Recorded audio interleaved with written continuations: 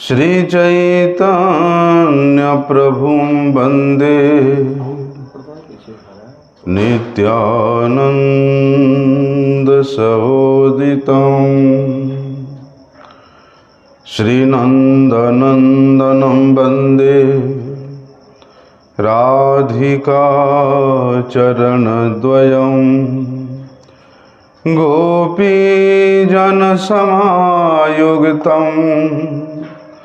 वृन्दावनमनोहरं वंशाकल्पतरुभ्यश्च कृपासिन्धुभ्यैव च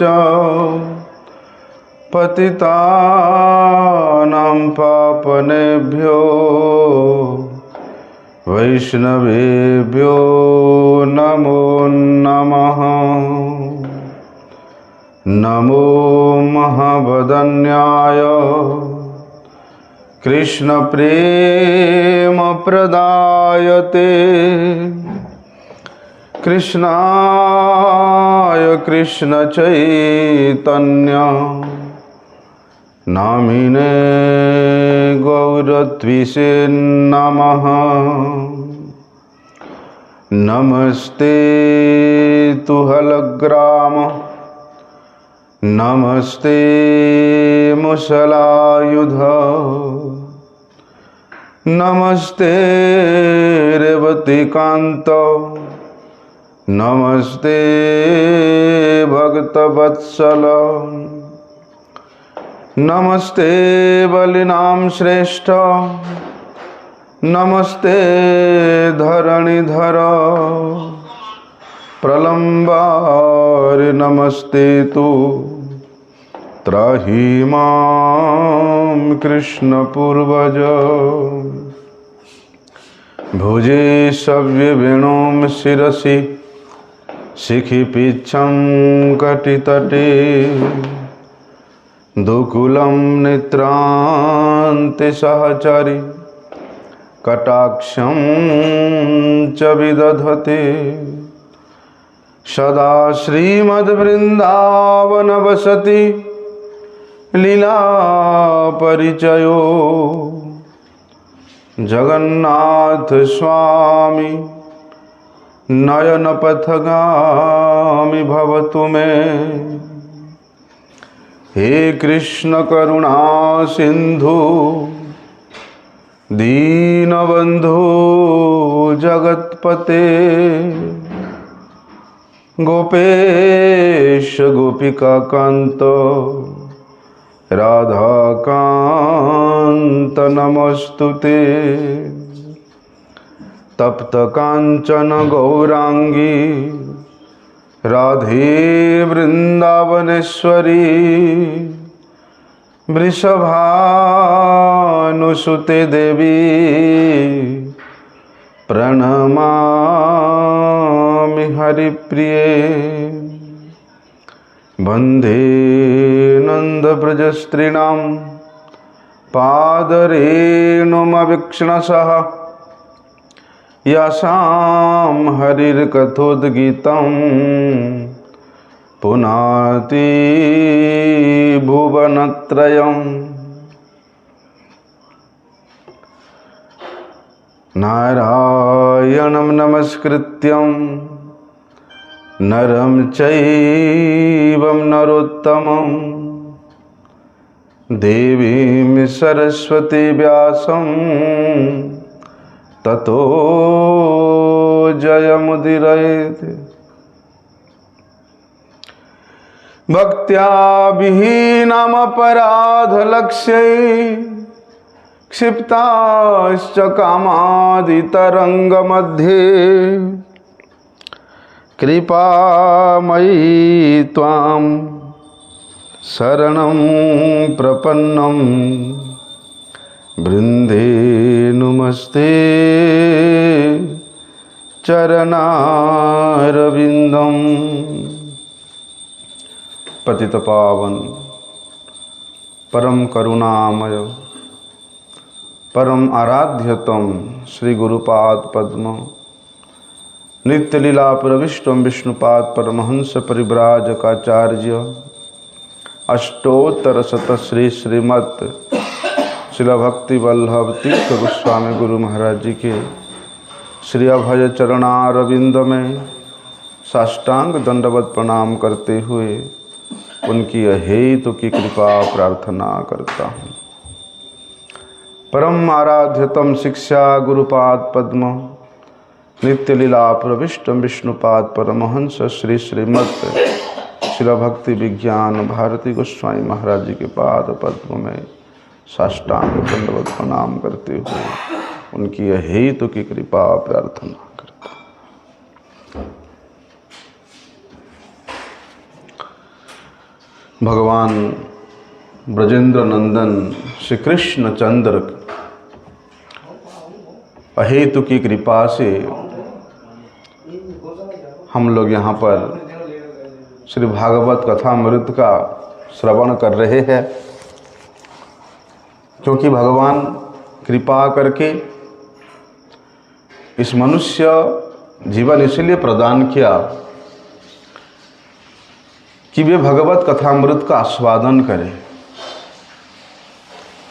दूसरे योनियों में ये इतना सहज रूप से बोधगम्य विषय नहीं है, प्राप्य विषय नहीं है। इसलिए सुखदेव गोस्वामी जी ने परीक्षित महाराज को श्रीमद् भागवत श्रवण करने के योग्यता किस प्रकार से प्राप्त किया जा सकता है उस विषय में बता रहे हैं, और हम लोग पिछले 2 दिन से यही श्रवण कर रहे हैं। जब भगवान के प्रति, भगवान के नाम के प्रति, भगवान के विग्रह के प्रति हमारा मन लग जाता है तो वही मन वास्तव में पवित्र हो जाता है, स्वच्छ हो जाता है।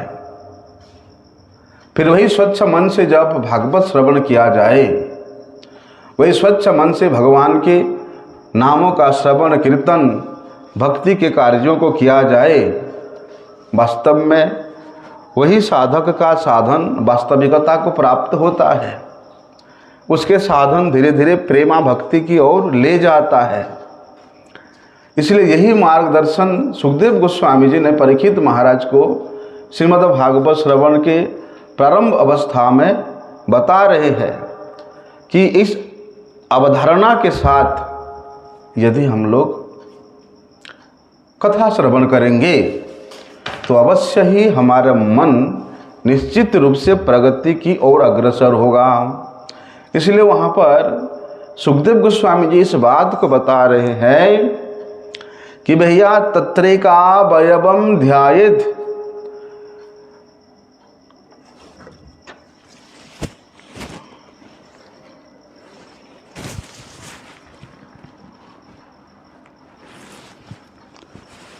तत्रेका वयवम ध्यायेत् अभ्युच्छिन्नेन चेतसा मनो निर्विषहम युक्त्वा ततः किंचन न स्मरेत् पदम तत्परमं विष्णोर मनोर्यत्र प्रसीदति। बोलते हैं, कल हम लोगों ने श्रवण किया कि भगवान के जो निराकार स्वरूप है, जो प्रणव है, अ उ म, ये 3 शब्द के द्वारा गठित भगवान के निराकार स्वरूप जो ओंग रूप में प्रकाशित हुआ है, उसी ओंग स्वरूप को, उसी ओंग शब्द को, उन प्रणव को किस प्रकार से हम लोग उसका ध्यान करना है, उसके विषय में कल हम लोग विस्तार से श्रवण किया। आज उसके आगे की बात सुखदेव गोस्वामी बता रहे हैं कि जिसका मन भगवान के उस निराकार स्वरूप, प्रणव स्वरूप में स्थित हो गया है, बोलते वही व्यक्ति आगे क्या करेगा, आगे की उन्नति के लिए उसको भगवान के जो विष्णु स्वरूप है, भगवान के श्री चरणों से लेकर मस्तक तक उनके जितने भी सुंदर अंग है, बोलते उन अंगों को ध्यान करने के लिए सुखदेव गोस्वामी बता रहे हैं। यदि भगवान के चरणों के ध्यान में हमारा मन लग जाए तो फिर ये इंद्रिय विषयों से ये मन हमेशा के लिए मुक्त हो जाता है। फिर उसके चिंतन में भगवान के अलावा संसार की कोई वस्तु आता ही नहीं है। क्यों? क्योंकि भगवान इतना आकर्षणीय है, भगवान इतना परम मनोहर है, भगवान परम सत्य है। इसलिए उन्हीं के चरणों में, उन्हीं के रूप में, उन्हीं के अंग में के चिंतन में यदि हम लोग अपने मन को लगा दें, फिर वो मन इधर उधर कभी कहीं भटकता नहीं है। इसी बात को वहाँ विस्तार से वर्णन कर रहे हैं कि भैया भगवान के माया से मोहित होकर के जो मूर्ख व्यक्ति है वो क्या करता है, लगातार शरीर और शरीर संबंधी व्यक्तियों के सुख के लिए वो खोजता रहता है। क्या खोजता है? सुख की वस्तु, सुख की व्यवस्था। लेकिन उसको ये नहीं पता कि चरम सुख की अवस्था भगवान के चरणों में है। भगवान के सानिध्य प्राप्त में ही चरम सुख की प्राप्ति है। लेकिन माया से मोहित होने के कारण वे व्यक्ति नहीं समझ पाता। क्यों? क्योंकि भगवान के जो तत्व है, जो विष्णु तत्व है, वो इतना विस्तार है, इतना असीम है, इतना मनोरम है कि आप कल्पना भी नहीं कर सकते हो। और उस स्वरूप का सर्वश्रेष्ठ रूप जो है भगवान गोविंद है, भगवान श्री कृष्ण है, जो कि सभी कारणों के परम कारण है। वे सबके चित्त को आकर्षण करने वाले हैं, सबके मन को हरण करने वाले, वे मनमोहन श्याम सुंदर है। इसलिए सुखदेव गोस्वामी यद्यपि यहाँ पर विष्णु ध्यायेत कि भगवान विष्णु के ध्यान करने की बात बोल रहे हैं, तो बोलते हैं भगवान विष्णु के जो दिव्य रूप है, विशेष रूप से वो क्या, भगवान श्री कृष्ण है, भगवान गोविंद है। गोविंदम आदि पुरुषम तमहम भजामि। उन भगवान कृष्ण के चरणों का ध्यान करना ही ध्यान का चरम सीमा है। इसलिए भगवान का ध्यान कैसे करना चाहिए? बोलते भगवान के चरणों की नख मणि से प्रारंभ करना चाहिए। कि भगवान के चरणों का जो नख है, वो नख इतना सुंदर है कि उस नख मणि से ही साधक का मन आगे जाता ही नहीं है, उसे नख मणि में ही लग जाता है। इसलिए ध्यान करना है भगवान का, तो पहले सर्वप्रथम भगवान के चरणों का ध्यान करो, उनके नख मणि का ध्यान करो। ऐसे ऊपर आते थे भगवान के शरीर के जो एक एक अंग है, सभी अंग का चिंतन करने में अपने मन को लगाना चाहिए। हम लोग भगवान के मंदिरों में जाते हैं, देखते हैं अरे भगवान तो बड़े सुंदर मुकुट पहने हैं, बड़े सुंदर माला पहने हैं, बड़े सुंदर पोशाक पहने हैं, यही देखते हैं। सबसे पहले भगवान के चरणों का दर्शन करना चाहिए, भगवान के चरणों का ही अपने मन नियोजित करना चाहिए। लेकिन क्या करें, हम लोगों को वो पता ही नहीं है कि भगवान का दर्शन कैसे करना होता है। आगे आ जाओ प्रभु जी। इसलिए यहाँ पर देखिए सुखदेव गोस्वामी निश्चित रूप से आश्वस्त कर दिए है कि निर्विकार रूप नहीं, भगवान के रूप का ध्यान करने को बोल रहे हैं, निर्विशेष ब्रह्म की नहीं, भगवान विष्णु कृष्ण गोविंद के साकार रूप का, उनके एक अंग का ध्यान करने के लिए बोल रहे हैं। लेकिन क्या करें भैया, भगवान के शरीर का ध्यान करना, भगवान के एक एक अंग का ध्यान करना, भगवान के रूप का ध्यान करना हमारे जैसे बद्ध जीवों के लिए संभव नहीं है। जो मन अनादिकाल से संसार के ध्यान में लगा हुआ है, संसार के चिंतन में लगा हुआ है, वो मन को भगवान के ध्यान में लगाना बड़ा कठिन है। लेकिन सुखदेव गोस्वामी जी ने इससे पहले कहा था कि जो प्रणव है, ओंकार से लेकर अभी तक भगवान के ये जो साकार रूप है, मनमोहन रूप है, उनके प्रत्येक अंग प्रत्यंग का ध्यान करने के लिए बोल रहे हैं। क्यों कह रहे हैं कि भैया यदि आध्यात्मिक सिद्धि प्राप्त करना चाहते हो, भगवत धाम प्राप्त करना चाहते हो, तो केवल ओंकार स्वरूप में, उस प्रणव में, उस निराकार स्वरूप में रहने से नहीं चलेगा। उसके आगे जाकर के भगवान के एक एक अंग का ध्यान करने के लिए बात बताया है। इसलिए हमारे भारत में विशेष रूप से गौड़िया मठों में भगवान विष्णु के, श्री कृष्ण के मूर्ति का पूजा नहीं होता है, वहाँ विग्रह पूजा होता है। हाँ, साक्षात भगवान का पूजा होता है वहाँ पर। लेकिन लोग मूर्ति पूजा के नाम से पागल होते हैं। यार ये तो मूर्ति पूजा करते, ये वर्ते हैं। नहीं, बल्कि भगवान के मंदिर में जा कर के भगवान के दिव्य अंगों का ध्यान करना चाहिए। इसलिए तो आध्यात्मिक केंद्र है। जिस प्रकार पढ़ने के लिए स्कूल होता है, उपचार करने के लिए अस्पताल होता है,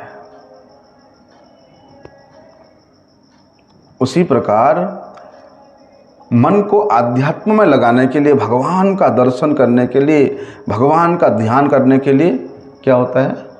मंदिर होता है, मठ मंदिर होता है। मंदिर में आकर के भगवान के चरणों का ध्यान में लगाना चाहिए। इसीलिए इसको आध्यात्मिक केंद्र कहा जाता है।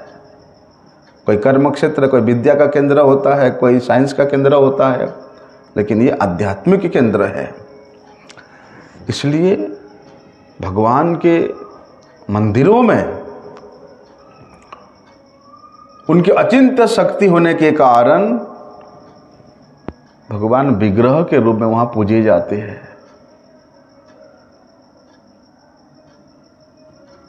भगवान के एक एक अंग इतना सुंदर है कि आप एक अंग के दर्शन करोगे तो एक अंग में इतना मनोरमता है कि दूसरे अंग के प्रति आगे जाने का मन ही नहीं करेगा। इतना वहाँ रस है, इतना लालसा है उस अंग में। इसलिए बल्वाचार्य ने जब गोवर्धन की लीला हुई तो वो बोला ना, अदरम मधुरम नैना मधुरा, जिसकी जान नजर पड़ी वो वही देखता रहा। हाँ। हटाया ही नहीं कि भगवान का जिस अंग का दर्शन करे वो सब मधुरम मधुरम है। मधुराधिपति अखिलम मधुरम, मधुराधिपति अखिलम मधुरम। देखिए ये सुखदेव गोस्वामी जी ने, भाई ये तो किस लेवल के थे सुखदेव गोस्वामी। उन्होंने ये बताया है कि भैया विशेष रूप से आप एक स्थान पर बैठ करके, एक आसन पे बैठ करके, प्राणायाम को रोक करके, प्राणायाम के द्वारा सांस को रोक करके आप प्रणव का उच्चारण नहीं कर सकते हो। प्रणव का ध्यान नहीं हो सकता इस कलियुग में। उसके लिए क्या है? विशेष रूप से मठ मंदिरों में भगवान के एक एक अंग का बड़े रीति रिवाज से उनका सेवन होता है, पूजन होता है। देखो ना, भक्त लोग भगवान के से विग्रहों को कितने सुंदर रूप से सेवा करते हैं, नहलाते हैं, इत्र मर्दन करते हैं, फिर पोशाक पहनाते, फिर अलंकार पहनाते हैं। इसलिए मंदिरों में जाकर के भगवान का ध्यान जितना सुलभ है, बाहर में उतना नहीं हो सकता है। इसलिए मंदिर क्या स्थान है? भगवान के ध्यान का स्थान है, भगवान के से विग्रह का दर्शन का स्थान है, भगवान के नाम रूप गुण लीला के प्रति जानने का स्थान है, अध्ययन करने का स्थान है। मठंती बसंती छात्रा यत्र परमार्थिधायिनः, जहाँ परमार्थ शिक्षा प्राप्त होता है, वास्तव में वही मठ मंदिर है।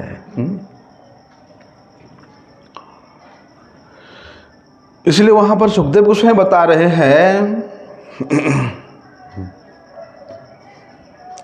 कि भैया ये जो प्रणव है, ओंकार है, उस ओंकार के द्वारा, ओंकार के साधना के द्वारा अपने मन को स्थिर करना अपेक्षा मंदिरों में जाकर के भगवान के श्री विग्रह में अपने मन को ध्यान में लगाना उससे श्रेष्ठ बताया है, इससे अधिक लाभ होता है, क्योंकि वे विग्रह भक्तों के द्वारा अनादिकाल से सेवित होते आ रहे हैं, पूजित होते आ रहे हैं। इसलिए सेवित विग्रह का विशेष रूप से यदि आप प्रणाम करते हो, दर्शन करते हो, स्तव स्तुति करते हो, बोलते साधारण रूप से उन विग्रह का, उन भगवान का दृष्टि आपके ऊपर पड़ता है। भगवान का दृष्टि हमेशा अमृतमय होता है, मंगलमय होता है, कल्याणकारी होता है। हमारी दृष्टि में इतना सामर्थ्य नहीं है कि हम भगवान का दर्शन कर सके, लेकिन भगवान का दृष्टि उस साधक के ऊपर अवश्य पड़ जाता है। इसलिए भगवान के मंदिरों में जाकर के उनके से विग्रहों का दर्शन करने का विधि यहाँ पर सुखदेव गोस्वामी बता रहे हैं कि भैया जितना भी ध्यान है उन तमाम ध्यानों में भगवान श्री कृष्ण के रूप का ध्यान सर्वश्रेष्ठ सबसे श्रेष्ठ ध्यान है। ऐसे ध्यान के द्वारा ही उस ध्यानस्थ साधक का चरम लक्ष्य प्राप्ति होता है। और ये प्रणव के ध्यान की अपेक्षा भगवान के विग्रह का ध्यान करना और अधिक सहज है, इतना कठिन नहीं है। इसलिए आगे जाकर के वहाँ सुखदेव गोस्वामी बता रहे हैं कि रजोस्तमोभ्याम आक्षिप्तम विमूढ़म मन आत्मनः यच्छेद धारणया धीरो हंति या तत्कृतम मलम। क्योंकि भैया देखो, इस कली युग के मनुष्य का जो मन है यह हमेशा रजोगुण या तमोगुण में ही व्यस्त रहता है, रजोगुण तमोगुण में ही अभ्यस्त रहता है, मोहग्रस्त रहता है। लेकिन मन को रजोगुण से तमोगुण से हटाने का यही सबसे श्रेष्ठ उपाय है कि भगवान के भक्तों के पास जाकर के उनके द्वारा बतलाए गए नियम के अनुसार भगवान का दर्शन करो। जब श्रील परम गुरुदेव प्रथम बार श्रील जगत गुरु प्रभुपाद जी का दर्शन किए तो प्रभुपाद जी ने पूछा कैसे आना हुआ, तो परम गुरु जी कहते हैं ठाकुर जी का दर्शन करने आए हैं, मंदिर का दर्शन करने, विग्रह दर्शन करने आए हैं। तो प्रभुपाद जी पूछे दर्शन हो गया? तो परम गुरु जी तुम नया नया आए, तो बोलते हाँ हो गया। तो वहाँ प्रभुपाद जी ने विस्तार से बताया कि ठाकुर दर्शन, विग्रह दर्शन कैसे होता है।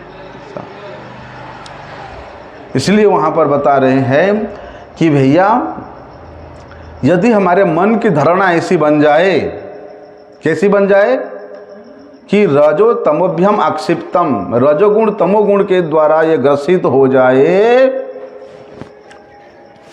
तो वहाँ से हटाने का सर्वश्रेष्ठ उपाय क्या है कि भगवान विष्णु के संबंध में उसको ठीक कर सकते हैं। हमारे मन में यदि किसी प्रकार की गंदी वस्तु आ जाता है तो भगवान के मंदिर में जाकर के उनके चरणों का दर्शन करने से वो मन शांत हो जो बन सकता है, शांत हो जाता है। और कली युग के प्राय सभी मनुष्यों का 99% मनुष्यों का जो मन है या तो रजोगुण या तमोगुण के द्वारा ही संचालित होती है।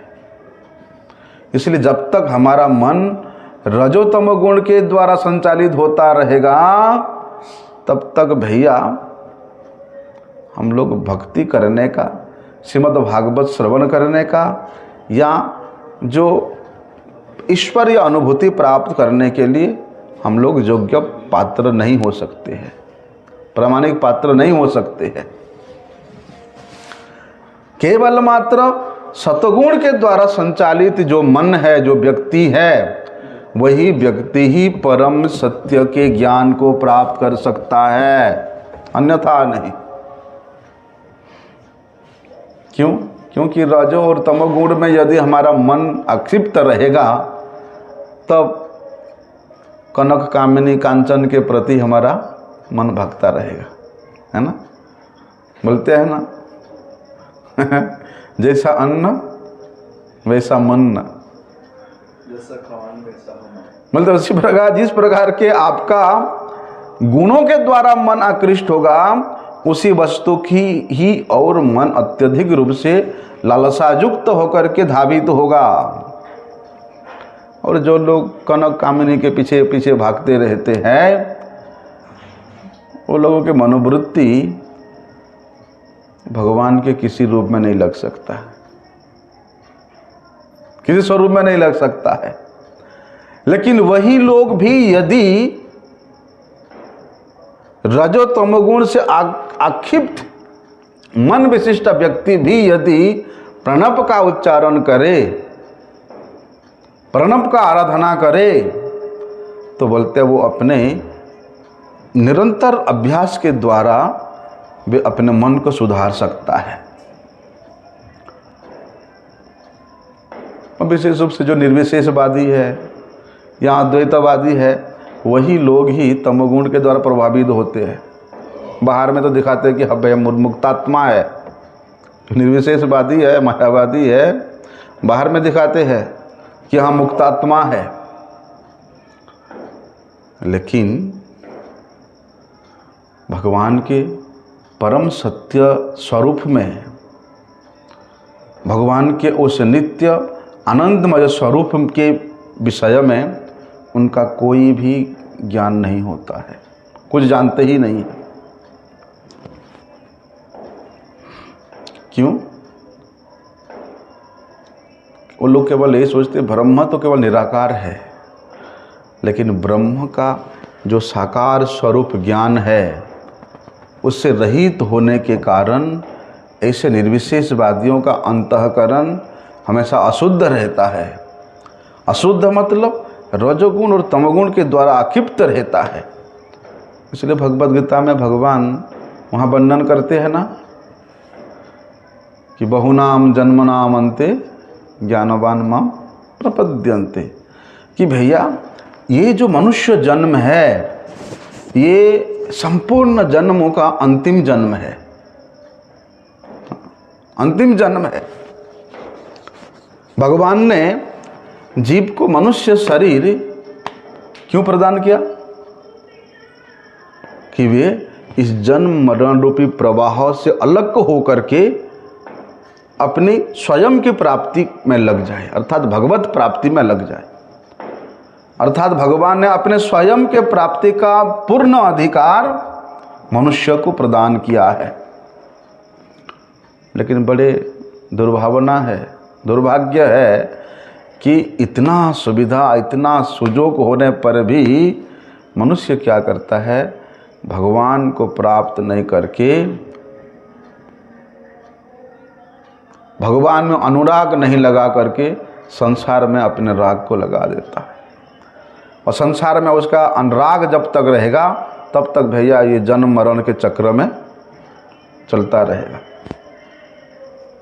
इसलिए वहाँ भगवान भगवद गीता में वर्णन किया है कि अप्राप्य माम निवर्तन्ते मृत्यु संसार वर्तमनि, कि देखो हम लोग अनेक संतों से सुनते हैं असुर योनि के विषय में, हैं? श्रीमद् भागवत में वर्णन आता है, नरकों के वर्णन के विषय में आता है कि नरक जाने का अधिकारी कौन है, असुर योनि में जाने का अधिकारी कौन है, हैं?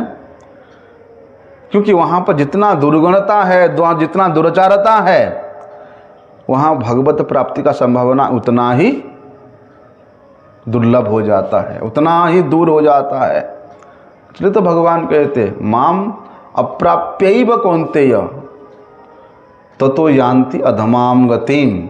मनुष्य जन्म प्राप्त करने के उपरांत भी यदि भगवत प्राप्ति नहीं किया तो फिर उसको अधम गति में जाना पड़ता है। भगवान इतना सुंदर जन्म प्रदान किया, मनुष्य जीवन, और उसमें भी यदि तुम भगवत प्राप्ति नहीं कर पाया तो ततो यान्ति अधमाम गति माम अप्राप्य, मुझे प्राप्त नहीं किया तो वो अधम गति में जाएगा। अरे देखो भगवान कहते हैं चलो मुझे प्राप्त किए बिना यदि वे प्राणी अधम गति को अधोगति को प्राप्त होता है या मरने के बाद कम से कम किसी मनुष्य योनि में चला जाता, लेकिन वो भी नहीं होता। मरने के बाद दूसरे किसी मनुष्य योनि में, स्त्री हो या पुरुष हो, उस योनि में चला जाते। लेकिन कहते हैं वो भी मेरे प्राप्ति का पूरा अधिकार प्राप्त करके नहीं प्राप्त करने के कारण उसको अधम गति में जाना पड़ता है। अभी हम लोग संतों के मुख से तो यही सुनते हैं भैया, शास्त्रों में अभी यही पढ़ते हैं कि मनुष्य जीवन किस लिए मिला है? केवल अपने कल्याण करने के लिए मिला है, विषयों का सुख भोगने के लिए नहीं, संसार के भोग विलास में प्रमत्त होने के लिए नहीं मिला, या स्वर्ग के सुख प्राप्त करने के लिए नहीं मिला, केवल आत्म कल्याण करने के लिए ही मिला है। लेकिन क्या करें, हम लोग कभी स्वर्ग की इच्छा करते हैं, कभी अपवर्ग का इच्छा करते हैं, कभी मुक्ति की इच्छा करते हैं तो कभी भुक्ति की इच्छा करते हैं। क्यों करते हैं? ये अविपश्चित बुद्धि होने के कारण करते हैं। अल्पमेधसाम बताया, ऐसे लोग अल्पमेधसाम, अल्प बुद्धि वाला, क्षुद्र बुद्धि वाला बताया, जो कि स्वर्ग की कामना करते हैं। इसलिए विशेष रूप से विचार करें तो ये जो मनुष्य जन्म है, ये संपूर्ण जन्मों का आदि जन्म है और अंतिम जन्म भी है। क्योंकि प्रारंभ से स्वयं मनुष्य जन्म ही होता है सभी का, लेकिन अपने किए हुए कर्म के कारण, पाप के कारण उसको 84 लाख योनियों में जाना ही पड़ता है। और नरक भोगने पर भी, नरक की जंत्रणा भोगने पर भी उन योनि में बोलते वो समाप्त नहीं होते हैं, बाकी रहता है। इसलिए ये मनुष्य जन्म ये सबके आदि जन्म है और अंतिम जन्म भी है। क्योंकि मनुष्य जन्म भी ऐसा जन्म है कि भैया इतने जन्म में तुमने जितना पाप किया है, उन तमाम पापों का नाश करने का जो स्थान है वो मनुष्य जन्म है। इतनी लाख योनियों भ्रमण करने आने के बाद यदि आपको मनुष्य जीवन मिला है तो उन तमाम जन्मों के पाप को आप इस मनुष्य जन्म में नाश कर सकते हो। तमाम जन्मों के जो वासना है, उन वासनाओं को आप इस मनुष्य जन्म में समाप्त कर सकते हो। और ये मनुष्य जन्म ऐसा सुदुर्लभ जन्म है भाई, ऐसे में आप अपना आत्म कल्याण कर सकते हो, भगवान को प्राप्त कर सकते हो। इसलिए ये संपूर्ण जीवन का अंतिम जन्म भी है। भगवद गीता में ही एक जगह वर्णन आता है कि भैया जो मनुष्य अंत समय में जिस जिस भाव का स्मरण करके शरीर त्यागता है, उसको उसी भाव के अनुसार उसको अगले शरीर प्राप्त होता है। इसलिए मनुष्य को वहाँ स्वतंत्रता दी गई है कि भैया तुम जो स्मरण करना है करो, तुमको जो चिंतन करना है करो, लेकिन तुम्हारा अंतिम स्मरण के अनुसार, अंतिम चिंतन के अनुसार तुम्हारा अगले जन्म निश्चित है। क्या मालूम पड़ता है कि भगवान ने मनुष्य को पूरा अधिकार दिया हुआ है कि मनुष्य अपने उद्धार के लिए भगवान ने अपनी तरफ से उसको अंतिम जन्म दिया है। कर ले बेटा, अपना कल्याण कर ले। लेकिन क्या करें, अब इसके आगे नई जन्म की तैयारी कर सकते हैं, नई जन्म के साथ हम अपना उद्धार कर ले, इसमें भी मनुष्य का स्वतंत्रता है। ये जो नर तन है, बोलते नर तन के समान और कोई तन, कोई देह है ही नहीं। जीव चराचर जाचत थे, ये अनंत कोटि विश्व ब्रह्मांड जितना भी जीव है, सबसे श्रेष्ठ ये मनुष्य जन्म है। नरक, स्वर्ग, अपवर्ग, जहाँ भी नीचे की लोग हैं, कहीं भी चले जाओ, ज्ञान विराट भगति शुभ। भक्ति के बिना आप अपना कल्याण कर ही नहीं सकते हो। इसलिए मनुष्य शरीर ऐसा सुदुर्लभ है जहाँ आप संपूर्ण पापों को नाश करके, मन को परम पवित्र करके अपने आत्मकल्याण कर सकते हो। लेकिन क्या करें, भगवान इस बात को डंके के चोट पर कह रहे हैं। क्या कह रहे हैं कि वर्तमान में चाहे जितना भी दुराचारी से दुराचारी क्यों ना हो, वो व्यक्ति अपने पहले जन्मों के में किए हुए पापों के कारण वे नीच जनी में जन्म भले ही हो जाए, लेकिन अपिचेत दुराचार भजते माम अनन्य भाग। ऐसे दुराचारी व्यक्ति मनुष्य भी यदि अनन्यता पूर्वक मेरा भजना करता है तो वो मुझे ही प्राप्त होता है, भले वो स्त्री हो भले भी पुरुष हो। भगवान का आश्रय लेने मात्र से उसको परम गति की प्राप्ति होती ही होती है। लेकिन भैया, इतने सुंदर मनुष्य जन्म प्राप्त करके भी यदि हम लोग भगवत प्राप्ति के लिए प्रयास नहीं किया तो नेक्स्ट जन्म पाप योनियों में जाना पड़ता है। पाप योनि क्या है बोलते? शूद्र से भी और नीचा, जो यवन है, चांडाल है, पशु पक्षी कीट पतंगे सब पाप योनि है, बोलते वहीं जाना पड़ेगा।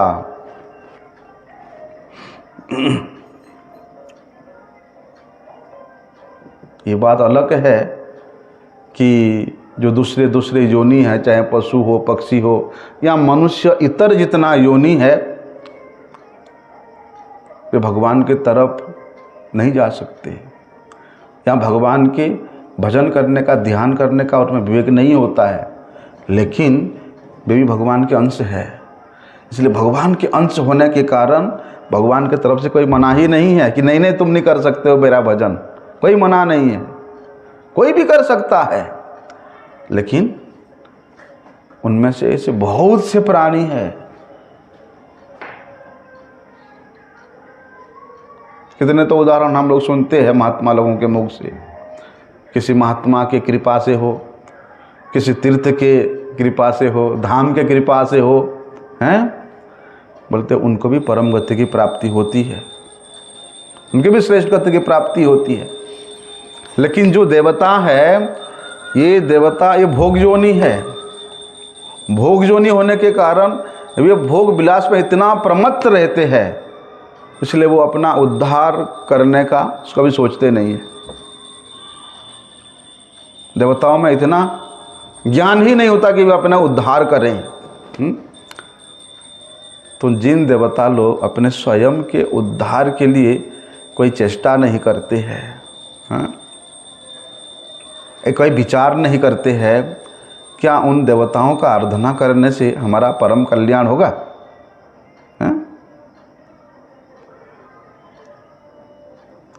लेकिन वे देवता भी यदि किसी कारण से भगवान की तरफ लग जाए तो उनका उद्धार हो जाता है।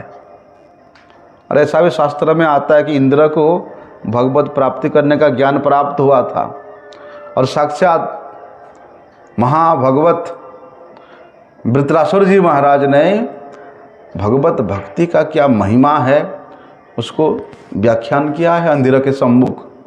लेकिन फिर भी इंद्र का उसमें बुद्धि नहीं चला है। इसलिए भैया भगवान के तरफ से तो ये जो मनुष्य जन्म है ये अंतिम जन्म है, क्योंकि भगवान का संकल्प है कि मेरे दिए हुए ये मनुष्य शरीर से वो जीव अपना कल्याण कर ले, अपना उद्धार कर ले। इसलिए कहते हैं कि वो अपना संकल्प भले ही ना रखे,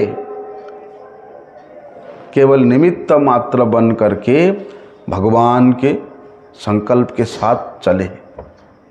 क्या भगवान का संकल्प है कि इसको मैं मनुष्य शरीर इसीलिए दिया हूं कि ये अपना कल्याण करे।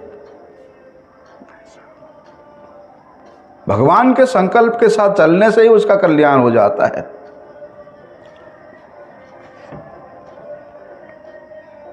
जैसे भगवान कहते आगे जा करके कि अर्जुन,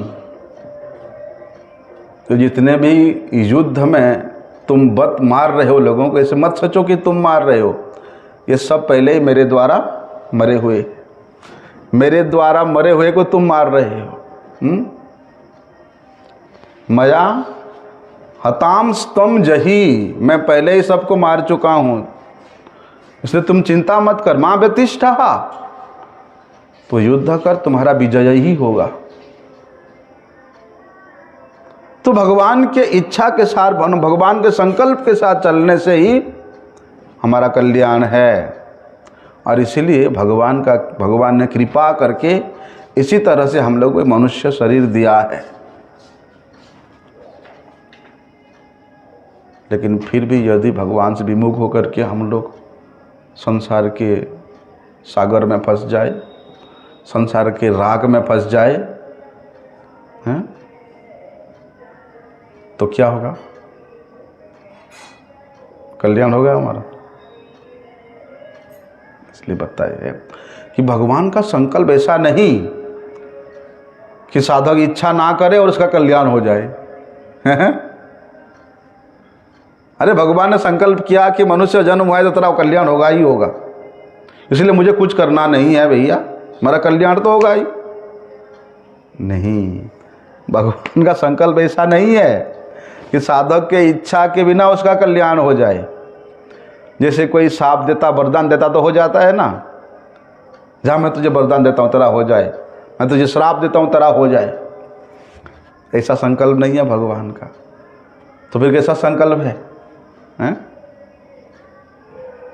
भगवान ने मनुष्य को अपने कल्याण करने के लिए पूरा स्वतंत्रता प्रदान किया है। लेकिन हम लोग उस स्वतंत्रता का दुरुपयोग करके भगवान के इच्छा के विरुद्ध चले, शास्त्र के विरुद्ध चले हैं, और कम से कम अपने विवेक के विरुद्ध चले, तो क्या वो संकल्प फलीभूत होगा? हमारा मनुष्य जन्म लेना क्या कार्यकारी होगा? हैं? कम से कम अपने स्वयं के जो विवेक है उसके विरुद्ध ना चले। केवल मनुष्य में भगवान इस विवेक प्रदान किया है कि ये करने से तुम्हारा कल्याण होगा और ये करने से तुम्हारा अकल्याण होगा, इसलिए उस विवेक के विरुद्ध तो ना चले। यदि आप अपने विवेक के विरुद्ध ना चलो तो भगवान और शास्त्र के विरुद्ध आप चल ही नहीं सकते हो। क्यों? क्योंकि भगवान उसके विवेक को शास्त्र के विरुद्ध चलने ही नहीं देंगे, अपने स्वयं के उपदेश के विरुद्ध चलने ही नहीं देंगे। लेकिन जब हम अपने स्वयं के इस प्रकार विवेक के द्वारा परिचालित होते हैं तो फिर हमारा जो इंद्रियां है, शरीर का जो इंद्रियां है, मन है, वो कुछ नहीं कर सकता। विवेक बुद्धि में स्थित होकर के वही बुद्धि फिर भगवान और शास्त्र के अनुकूल कर देता है हमारे इंद्रियों को, हमारे शरीर को।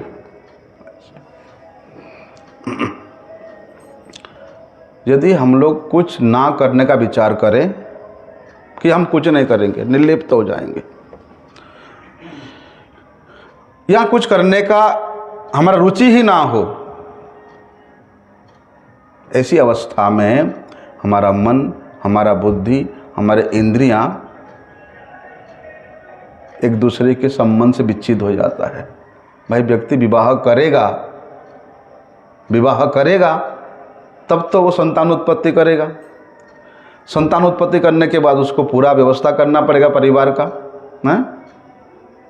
बच्चों को लिखाना है, पढ़ाना है, बड़ा करना है, पूरा दायित्व आ जाता है, उसको सब कुछ करना पड़ता है। बोलते इसी प्रकार जब व्यक्ति कुछ करे ही ना, निर्लिप्त हो जाए, तो फिर उसका मन, बुद्धि, इंद्रियां जिस प्रकार एक दूसरे के संबंध से विच्छेद हो जाता है, उसी प्रकार कुछ नहीं करने से संसार में हमारा कर्तव्य किसके प्रति कुछ रहता ही नहीं है। अगर संसार किए तो भैया कर्तव्य रहता है, और कर्तव्य छोड़ के भागा तो समाज आपको गाली देगा, अरे शादी किया, बच्चा किया और भाग गया। कर्तव्य रहता है माता के पिता प्रति, माता पिता के प्रति, पत्नी के प्रति, बच्चों के प्रति, परिवार के प्रति आपका कर्तव्य रहता है। लेकिन आप मूल में ही उससे विच्छेद हो तो आपका संबंध नहीं है किसी से। फिर संबंध नहीं तो कर्तव्य क्यों करोगे, कार्य क्यों करोगे, ऐसा। लेकिन जैसे ही हमारा कुछ ना कुछ करने का इच्छा होता है तो फिर वहाँ कर्तृत्व अभिमान आ जाता है। मैं किया, मेरे परिवार है, मेरे स्त्री है, मेरे बच्चे हैं। जैसे कर्तृत्व अभिमान आता है फिर हमारा मन के साथ, इंद्रियों के साथ हमारा संबंध जुड़ जाता है। जब संबंध जुड़ जाता है तो फिर फल की आशा रहता है, मेरा है तो मैं भोग नहीं करूँगा तो कौन करेगा, हैं? ऐसा। इसलिए अगर हम संसार में कुछ भी ना कर निर्लिप्त हो जाएं तो वहाँ कर्तृत्व अभिमान नहीं रहता है, ना किसी फल की इच्छा होती है, परंतु धीरे धीरे वो अपने स्वरूप में स्थित हो जाता है। और उस स्वरूप में स्थित व्यक्ति ही वास्तव में अपने आत्म कल्याण के मार्ग पर चल सकता है। और वैसे भी तो शास्त्र कहता है कि भैया यदि निष्काम भाव से आप कर्म करते हो, कि कोई फल की आशा नहीं करके निष्काम भाव से कर्म करते हो, तो ऐसी अवस्था में आपके करने का प्रवाह धीरे धीरे खत्म हो जाता है। अरे मैं जब आशा ही नहीं करता हूँ लेकिन मैं कर्म कर रहा हूँ, तो निष्काम कर्म जो है ये आपको कर्म के प्रवाहों को धीरे धीरे समाप्त कर देती है, मिटा देती है। क्रिया से और पदार्थ से आपके संबंध को भी विच्छेद कर देती है। और क्रिया और पदार्थ से संबंध विच्छेद होता है तो कोई कामना नहीं रहेगा, कोई इच्छा नहीं रहेगा, और इतने पुराना जो राग है वो मिट जाएगा कि मेरा है नहीं तो मैं क्यों करूं। तब जाकर के उस व्यक्ति को स्वयं को बोध होता है कि तत्स्वयं योग सिद्धि कालेन आत्मनिबिंदति। वही व्यक्ति योग सिद्धि की अवस्था में पहुंच करके बहुत जल्दी परमात्मा के पथ पर पथिक हो जाता है। और वास्तव में कोई व्यक्ति कर्म करता भी है लेकिन निष्काम भाव से करता है, विधि पूर्वक करता है अपने कर्तव्य का पालन, तो अनादिकाल से उसके साथ जो एक कर्म का बंधन या संबंध का बंधन लगा हुआ है वो नष्ट हो जाता है। और वैसे ही बताया कि भैया जब ज्ञान योग का अभ्यास करता है तो वो धीरे धीरे सभी पापों से मुक्त हो जाता है। और भगवान भी बोलते हैं कि मेरे शरण में आए हुए के सभी पापों को मैं मुक्त कर देता हूँ, मोक्ष समय महाशुचः। इसलिए भगवान को जो व्यक्ति, भगवत तत्व को जो व्यक्ति जानता है, भगवान के साथ अपने संबंध को जानता है, वो व्यक्ति सभी पापों से तो मुक्त होता ही है, बोलते इस प्रकार वो व्यक्ति कर्म योग का, ज्ञान योग का, भक्ति योग का अभ्यास करके सभी प्रकार के पापों से विनिर्मुक्त हो जाता है। इसीलिए बोलने का मतलब ये है कि ये जो मनुष्य जन्म है कैसा है, ये अंतिम मनुष्य जन्म ये केवल कल्याण करने के लिए ही मिला है। यदि हम लोगों को सत्संग मिल जाए, हैं, किसी शुद्ध वैष्णव के मुख से भागवती कथा श्रवण करने को मिल जाए, हैं, भगवान के नाम के साथ हमारा परिचय हो जाए, भगवान के धाम के साथ हमारा परिचय हो जाए, तो हम लोगों को समझना चाहिए कि भैया हमारा अहोभाग्य है, हमारा परम सौभाग्य है। विशेष रूप से भगवान का कृपा हमारे प्रति है कि हमें साधु संग मिल रहा है, वैष्णव के मुख से हरि कथा श्रवण करने को मिल रहा है, भगवान के महाप्रसाद सेवन करने का सौभाग्य प्राप्त हो रहा है, भगवान के नाम के साथ गुरुदेव ने परिचय करा दिया है। इससे बड़ा सौभाग्य क्या हो सकता है। अब तो भैया हमारा उद्धार होगा ही होगा, आगे कोई जन्म मरण होगा ही नहीं, लेकिन हमारा उद्धार होगा ही होगा। इस प्रकार स्थिर करके हाथ पे हाथ रख करके बैठने से नहीं चलेगा। भगवान की कृपा से तो हमारा उद्धार हो जाएगा, इसलिए हमको कुछ नहीं करना है, बस बैठे रहेंगे। नहीं, आपको साधना करना ही पड़ेगा, निरंतर साधना में लगे रहना ही पड़ेगा। कोई समय खाली ना जाए। एक एक क्षण समय को सार्थक बनाते हुए बड़े सावधानी पूर्वक भगवान के चिंतन में, भगवान के नाम स्मरण में, भगवत सेवन में अपने आप को लगा के रखना पड़ेगा। लेकिन अपने कल्याण की चिंता नहीं करना चाहिए कि मैं कर रहा हूँ तो मेरा कल्याण होगा। जिस दिन अपने स्वयं के कल्याण के लिए हम लोग प्रयास करने लग जाएंगे, फिर वहाँ धीरे धीरे भगवान का दृष्टि हमारे से उतर जाएगा। अरे तेरा तो सामर्थ्य हो गया है। जब तक द्रौपदी ने अपने सामर्थ्य का परिचय दिया, अरे मेरे साड़ी है, मेरे पल्लू में पकड़ के रख दूंगी, तब तक भगवान की दृष्टि नहीं आया। देखते कब तक तुम्हारा सामर्थ्य है। इसलिए अपने साधन का, अपने भजन का, अपने सेवा का सामर्थ्य लेकर के आप डिगे रहो कि मेरा कल्याण तो होगा ही होगा। वहाँ फिर भगवान की कृपा आपसे दूर चली जाएगी। इसलिए अपने कल्याण की चिंता कभी नहीं करना। जैसे भैया कोई व्यक्ति आपको भोजन करने के लिए निमंत्रण दिया है, आप गए उसके घर में, उसने आपको बैठने को आसन दिया, हाँ, उसके बाद पानी का लोटा ला करके रख दिया, पत्तल लगा दिया, हाँ, उसके बाद भी आप सोचोगे अरे पता नहीं भोजन देगा कि नहीं देगा, हैं? उसके निमंत्रण पे आपने उसके घर आए, आसन पे बैठ गए, पत्तल भी लग गया, पानी भी आ गया लोटा में, फिर सोचते हो कि पता नहीं अब खाना मिलेगा कि नहीं मिलेगा। तो आपसे बड़ा मूर्ख कौन है? अरे वो तुमको खिलाने का संकल्प लेकर के तो निमंत्रण दिया है, खिलाने का व्यवस्था करने के लिए तो सब कुछ, आसन वगैरह, पत्तल वगैरह सब कुछ दिया है, फिर भी आप सोचते हो पता नहीं कि मिलेगा कि नहीं मिलेगा। भोजन की क्यों चिंता करें भैया, उसको भोजन देना ही पड़ेगा। वो भोजन देने के लिए ही तुमको बुलाया है, बिठाया है, पत्तल दिया है। अब तो जैसे ही भोजन का सामग्री आ जाए बस उसको पाते जाए। ऐसे ही भगवान ने हमको ये मनुष्य शरीर दिया है। किस लिए दिया है? उद्धार के लिए दिया है, कल्याण के लिए दिया है। और उसमें भी सत्संग दिया है, भगवान का नाम दिया है, हैं? भगवान का सेवा करने का अधिकार दिया है, साधु संग करने के लिए सौभाग्य प्रदान किया है। सब कुछ व्यवस्था तो भगवान ने जुटा दिया है उसके उद्धार के लिए। तो हमारा उद्धार तो होगा ही होगा। अब तो बस क्या करना, हम संसार समुद्र के किनारे आ गए हैं। ऐसा दृढ़ विश्वास जो है ये निमित्त मात्र बना करके हमको साधन करना पड़ेगा।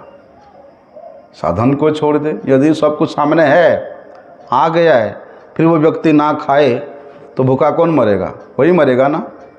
उसी प्रकार सब कुछ साधन हमारे पास है। सर्वश्रेष्ठ पात्र मनुष्य शरीर है और सबसे सर्वश्रेष्ठ आहार का वस्तु सत्संग है, हरिनाम है, भगवान का सेवा है, महाप्रसाद है। और ना करे तो हमारे ऊपर ही डिपेंड है। इसीलिए जिसके भैया पहले जन्म का बहुत पुण्य होते हैं, केवल वही व्यक्ति ही भगवान की ओर चलता है, भगवान के तरफ आता है। पैसा भले तो जितने भी केवल मनुष्य है, क्यों, जितना पशु पक्षी कीट पतंग है, ये जोनी भी तो भागते हैं, वो भी तो भोगते ही है। फिर मनुष्यों में और उनमें क्या फर्क है? तो कहते हैं कि भगवान का कृपा विशेष रूप से ये मनुष्य शरीर देहधारी जीव को प्राप्त हुआ।